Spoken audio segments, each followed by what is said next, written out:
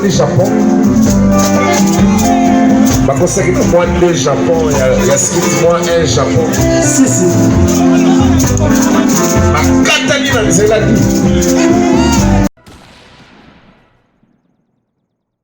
Roga, fia kouli yodi ya kofia kula corriger papa chéri. Frapper fort.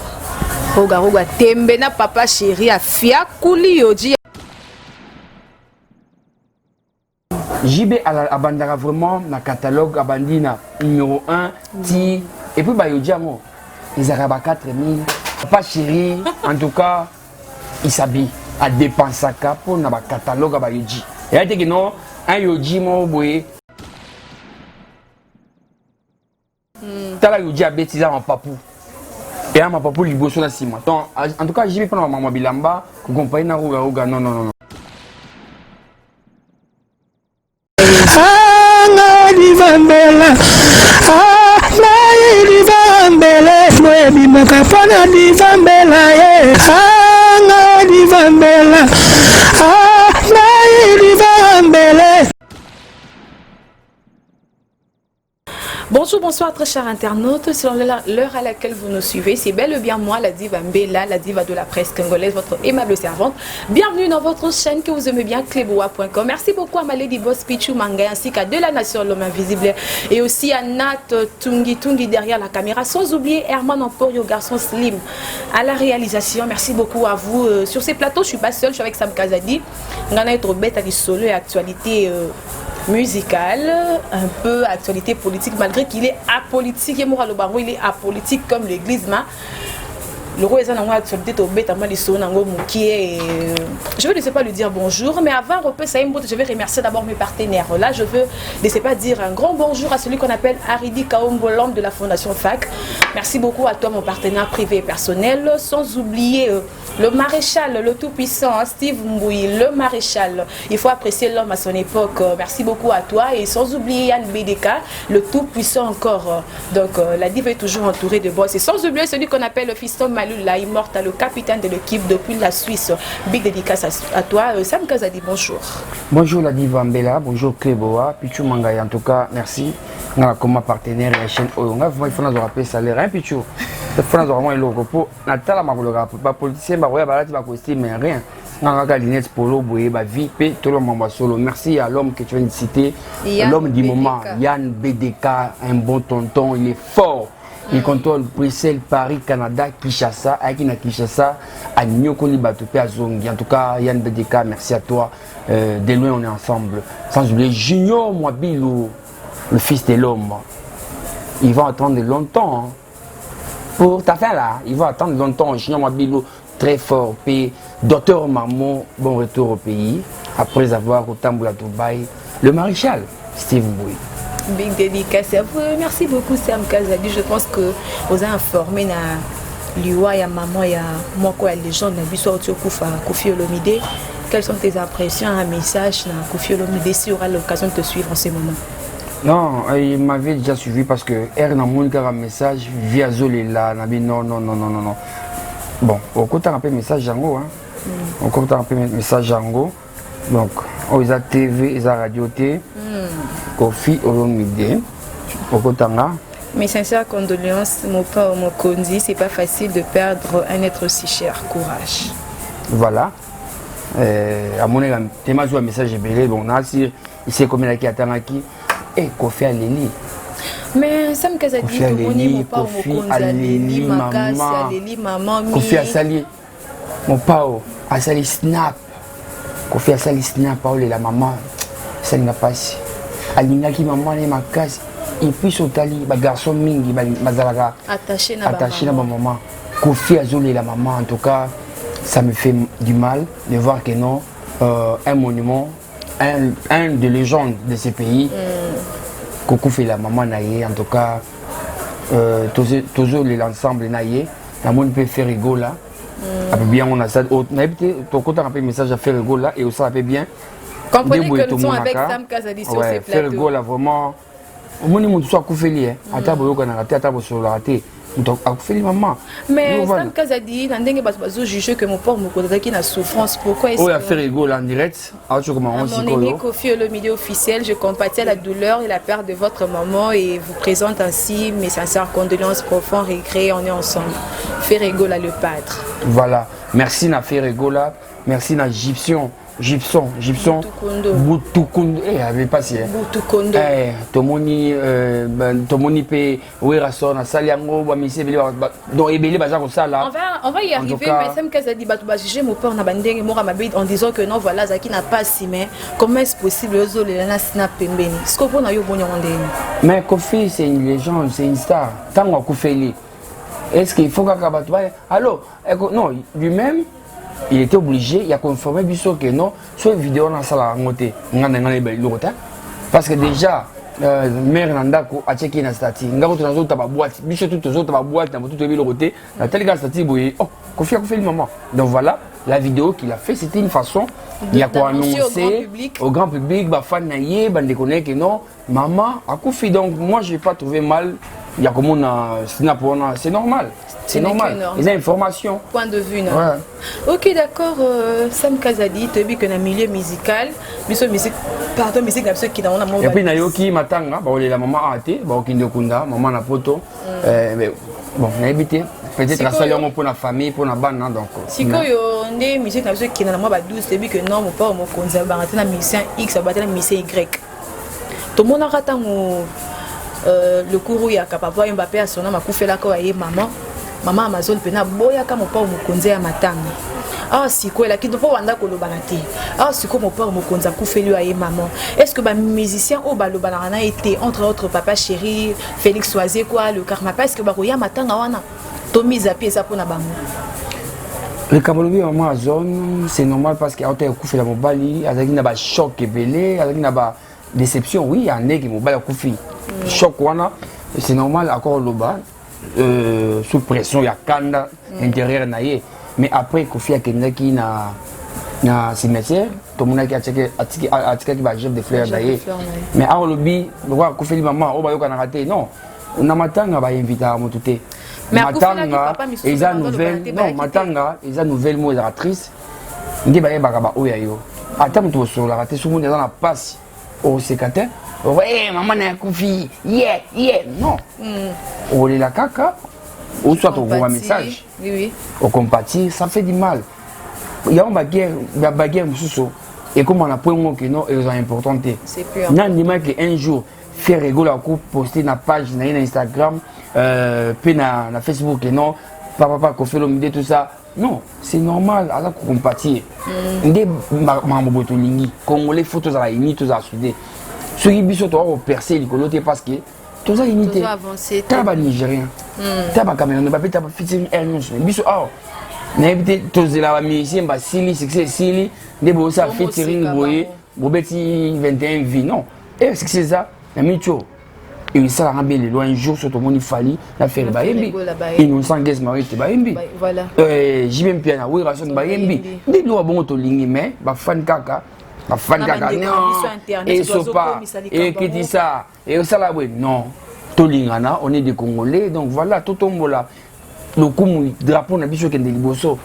Donc encore une fois mes condoléances na Kofi Olomide les gars mon pao Sam Kazadi j'ai compati avec vous mon vieux en tout cas aux légendes, il y a facilité à perdre, être cher, maman, vraiment, au Lingamakasi, ou au Lingamakasi, ou vraiment, à Colissa Bana Ibele, Bafali, Bajibson, Babourompela, Bamodogo, Barambois, donc, quartier la thème Bimba, maman, vraiment, Ziba, on a union Sorana, et voilà les lots, ils ont matanga, pour la quartier la thème, ils ont pour la Wenge, pour tout le monde. Il y a aussi papa chéri bien que non, Kofi a Koufeli, maman n'a papa chéri c'est non, c'est pas la tête. Et ça ne peut pas si. D'une part. Bien que non, musicalement, il y a qu'on a raté musicalement, mais dans la famille, il compatit, papa chéri compatit.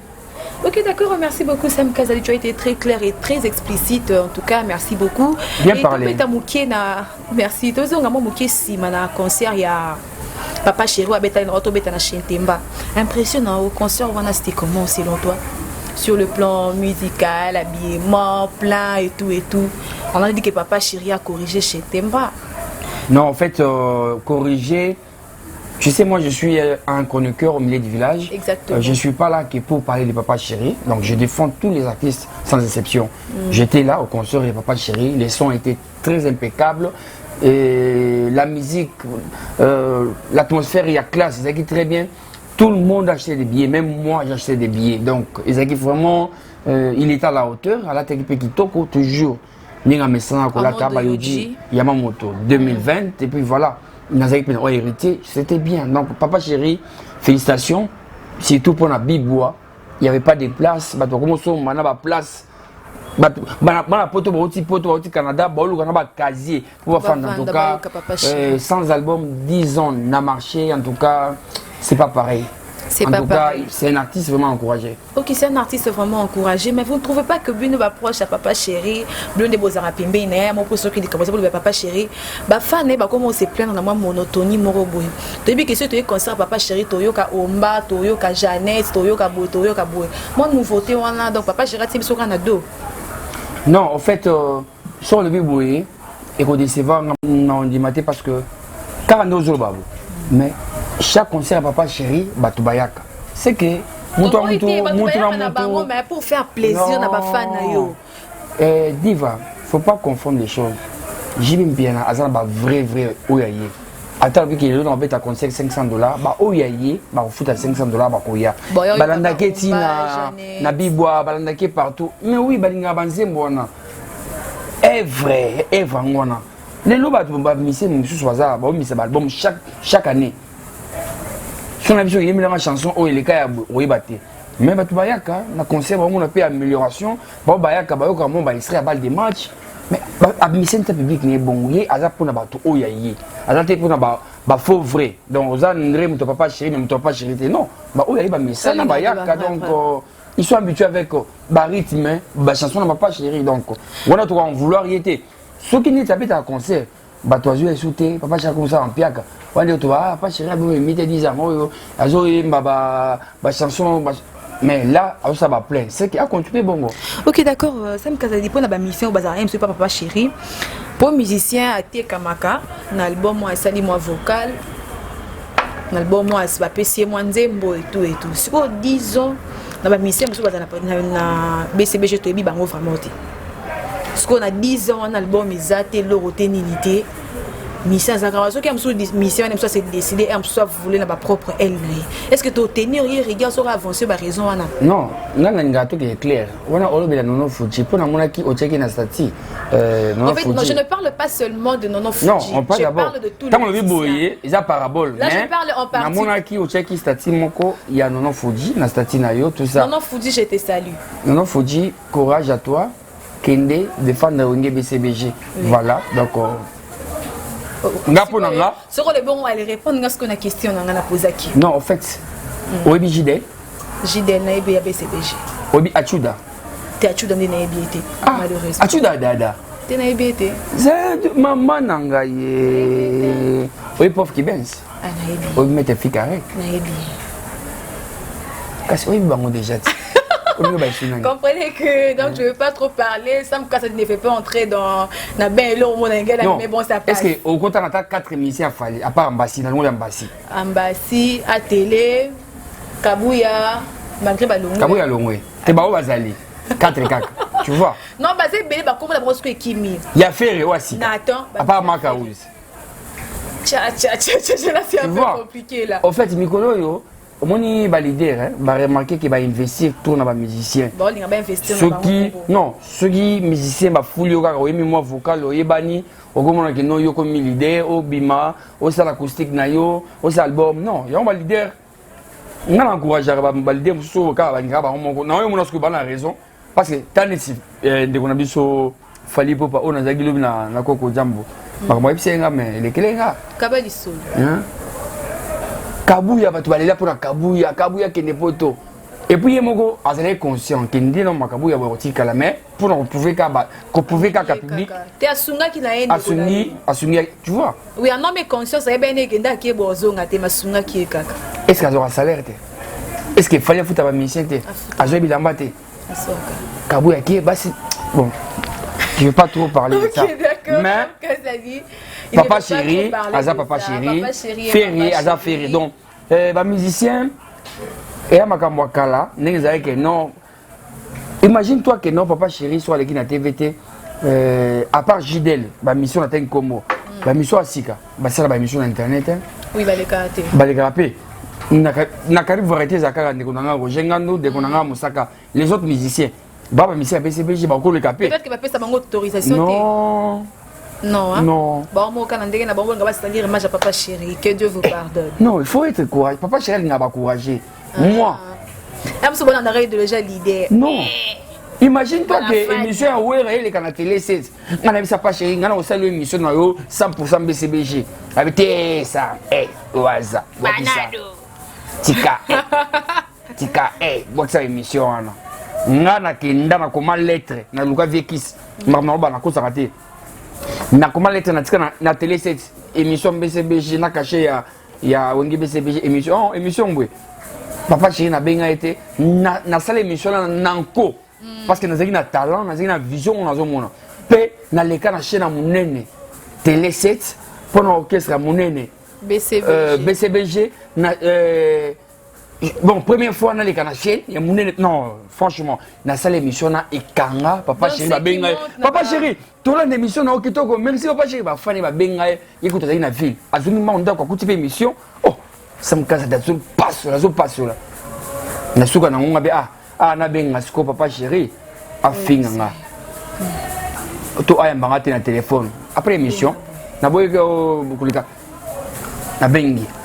Avant benga non faut message ay ba ni benga o benga tika maman mais ba biso ndi to on avantage o benga ba yambe na benga mo téléphone soni bi nzambe na ngai maman na bazo finga lelo benga papa chéri téléphone soni allô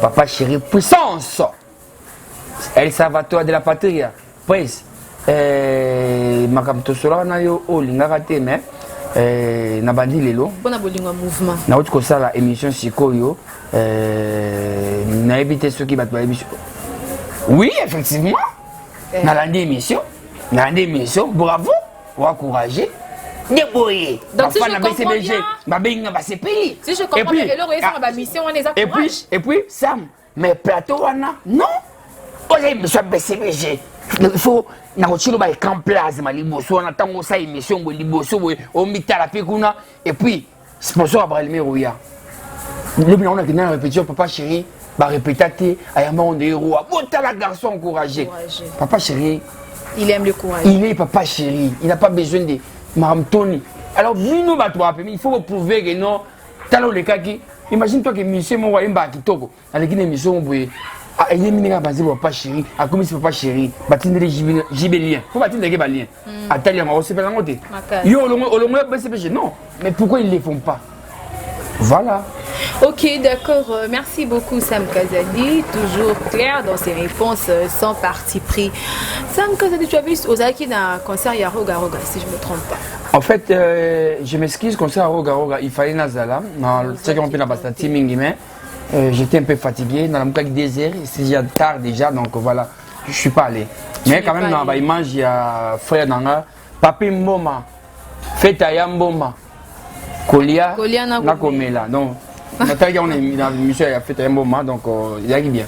Ah OK d'accord Balandia Kleboa bato posa biso ba question pour tout na bino ba bisinga la diva tourner la biso dans Sam Kazadi babi Roga a frappé fort Roga tembe na papa chéri a fia kuli yoji ya kufia kula.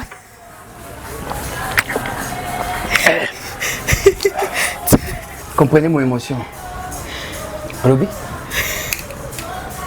Je ne suis pour rien, je signale que tout le propos que tient mon invité, ça n'engage que lui. Babi Roga fia kuli yoji ya kufia kula corriger papa chéri. Balobi o aye yoji la takina ba preuve que c'est 2020. Babi chetemba plein à craquer mutu du colo ya mutu. Roga. Non, tu vois, moi je suis na beto martelé non na likambo yoji wana. Pour to bela que non yoji 2020. Kuna babi que non ba preuve ezali que yoji wana fia kulaki donc ba preuve ça que ça est 2020 nani alati ya 2020 nani alati soki ya 2000 combien Roga Roga, c'est mon frère. Yesali Mboutalika sur Passazali. JB, passion naïe, Batoubaye Bagate. Ils ont l'X, ils ont la montre, ils ont la voiture, ils ont la bilamba. Journa, Sam Kazadi, na kota na chambre, papa chéri. Otika na repolele. Na bela liboma, na bi, oh, ba magasin. Tobila. Tony. Parce que JB, avantage les années. Oh, bah, Missé Mingi, peut-être, on a fréquenté de mon raté. JB a marchaka selon catalogue. Ceux qui ont continué sur YouTube ont commis anniversaire JB Mpiana. Il y a 10 ans passés, dans cette émission, jour anniversaire naïe. Alors là, il y a Moto, il y a catalogue. On est à 2010. Abanda Kango, la première page, la page Asuka. Donc, toi, en 2020, 10 ans après, JB a vraiment le catalogue, Abandina numéro 1, Ti, et puis ils ont 4 000, il y a 5 000. Donc, me dire aujourd'hui, car pour non, faut pas comparer les choses. Elle a été bien, mais JB Pianalanda, elle a un catalogue à 2020.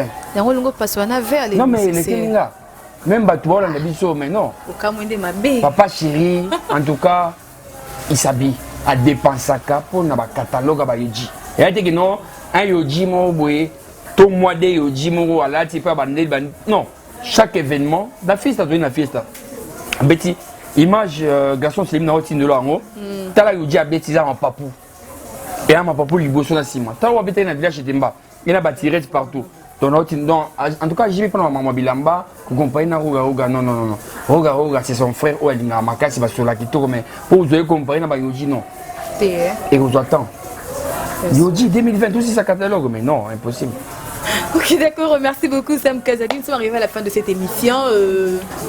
Quelques dédicaces et mots de la fin à Bateau Bolanda. En tout cas, c'est un message très important pour la série Rythme Sam. En tout cas, je salue d'abord les fanatiques sur la série Rythme Sam. Vous abonnez à la chaîne, il y a une série Rythme Sam. Et chanson Oyo Etukobi Masiko Awa. Oh, non, c'est Rythme Sam. À boire que les bisous, c'est Rythme Sam, à boire que les bisous. À répondre la maman, à répondre Boué, non. En fait, la chanson Oyo Ebimi Oyo, ça Ebima depuis 2009. Donc, voilà.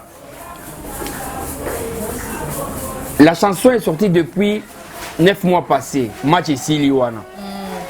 Il y a 9 mois, il y a 9 mois. Donc voilà. La chanson a Yembango Kala, match ici. Et il est 30 décembre 2019. Mais il coïncide que non, artiste a solo à la prophète. Prophétesse. Ayemba Eba Oyoya, Ayemba déjà Makamon en Zembo. Ne pensez pas que notre série a mis Zembo pour aller battement non Ayemba Okala. Bien batoué Baramaramente. Avant un roloba ko font la mbanga, boy ba ko vérifier Makambo. Aza normal, Aza ko sambela kitoko, il y a déjà depuis 2019, moi je suis Zembo Ibima. Le 19 décembre, moi c'est Sili. Mais bateau, commentaire. En tout cas, pour les cas, pour le bateau, n'importe quoi, à quoi répondre. Merci à mon boss, Papi Lorenzo, bateau, copé, madame Stéphanie Lacayotte. Encore une fois, Yann BDK, le Cashman, Balobi, Monogramme, Ouessénignon, Kindoki. Et ça là. Confinement paix ici, donc Yann BDK, mon frère, non, c'est la carapo. Contrat auto signé, 10 ans. Ok, d'accord, merci beaucoup Sam Kazadi. Merci Nabato Nyon Sobalanga Kinga. Quand Sam Kazadi parle de Yann BDK, donc il faut comprendre quoi. Yann BDK le tout-puissant, big dédicace à toi. Et encore une fois, merci à mon partenaire à vie. Il a vu à contre ces 10 ans, parce qu'au partenaire à vie, le boss Aridi Kaombo, FAC Foundation, le boss Aridi Kaombo. Merci beaucoup. Merci Nabino Sobloki, Ton Orlandangaï. Vous et moi, on se retrouve prochainement. Mais avant de conclure, Sam Kazadi est apolitique. Mais il y a une question, moi, quand on a tout les aussi, ça n'a biso. Sam Kazadi, Baba, si tu t'occupes pas de la politique, elle s'occupera de toi. Biso, c'est toi qui dossier à miner, Mbouekuna. Le bio, c'est au moins en 2013, mais Fachi Béton est venu concrétiser le projet. Donc, comme une partie à terre, il y a Kinshasa, et comme une ville annexe, il y a Rwanda. Et tant que Congolais, Fachi a tekito akabi. Fachi a tekité akabi. La main qui donne, c'est la main qui reçoit. Terre wana fanda kawana. Congolais ni azwa courage qui ne reçoit pas le pan. Congolais ni azwa courage à qui ne bacha courant. Congolais ni akatisa nzila wana. Fachi Béton. Papa ya motema akabi nae. Ebo esani. So evanda yiwana. Depuis tu baneni nazo ki idée ake kosomba ta terrain, bosomba ba terrain te. Fachi akabi atekité akabi ebo esani. La main qui donne, c'est la main qui reçoit. Merci Fachi Béton. Tu as donné et tu vas recevoir. Voilà. Merci beaucoup, on se retrouve prochainement.